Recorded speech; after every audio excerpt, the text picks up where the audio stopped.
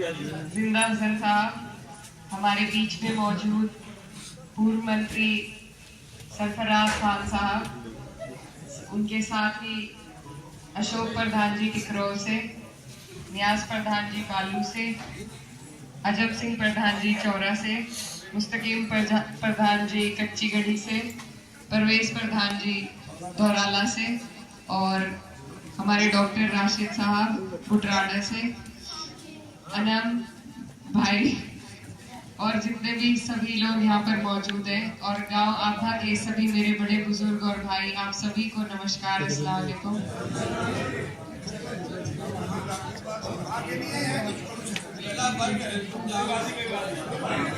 पहले तो मैं आपसे माफी चाहती हूँ कि हमें थोड़ी देर हो गई आने में, और आपका शुक्रिया अदा करना चाहती हूँ कि आप लोग यहाँ पर हमारे लिए इकट्ठा हुए हमारी बात सुनने के लिए।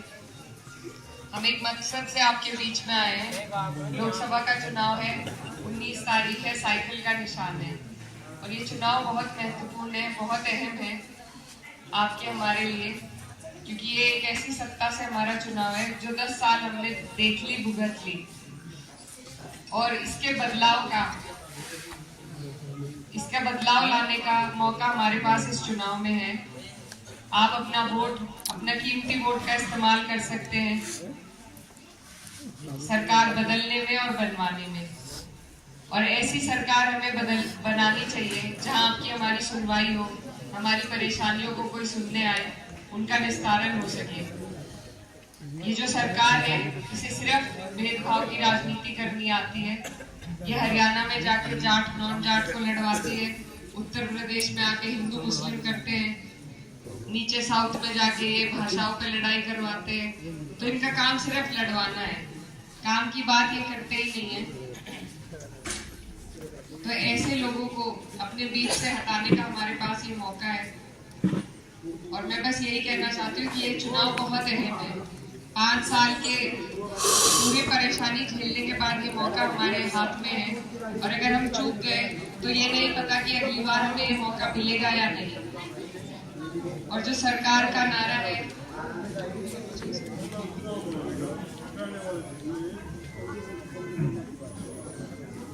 जो सरकार का नारा है 400 पार का, ये नारा बहुत ही बहकावे वाला नारा है। इसमें सच्चाई कोई नहीं है धरातल पर।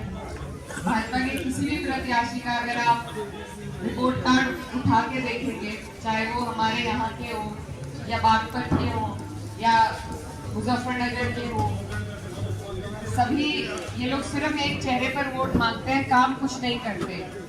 लेकिन फिर भी ये जो नारा दिया गया है, अगर ये नारा इनका पूरा होता है तो ये सीधा हमारे संविधान के साथ छेड़छाड़ करेंगे। और ये बात मैं नहीं कह रही, इन्हीं के कुछ नेता कह रहे हैं।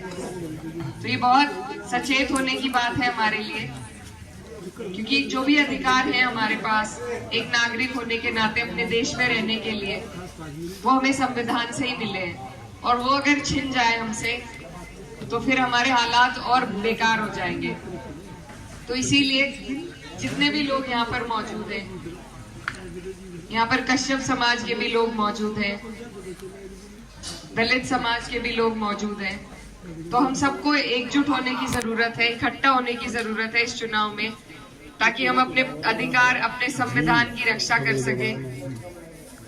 क्योंकि संविधान के जरिए ही हमें इस देश में जीने के कई अधिकार मिले हैं। आपका रिजर्वेशन भी है, कई ऐसे मुद्दे हैं जिन पर सरकार का प्रहार करने का पूरा इरादा है।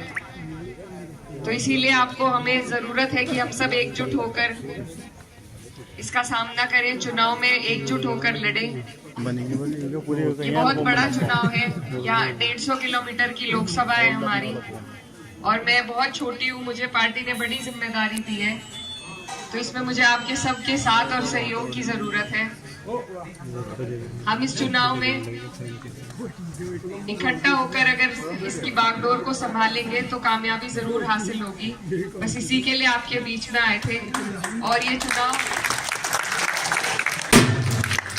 19 को है, 10 या 11 में ईद हो जाएगी। तो आप लोगों से मेरी गुजारिश है कि जितने भी लोग बाहर गए हुए हैं उन्हें आप जब वो आए तो रोक कर रखें, क्योंकि खास तौर पर ध्यान हमें परसेंटेज बढ़ाने पर देना है और ये ही एक तरीका है जिससे हमारी परसेंटेज अच्छी खासी बढ़ जाएगी। तो जो लोग भी घर आए आप उन्हें रोक कर रखें, वो एक त्योहार ईद का मनाए, एक अपने लोकतंत्र का त्योहार मनाकर ही जाए। और आप सभी से दुआओं की दरख्वास्त है।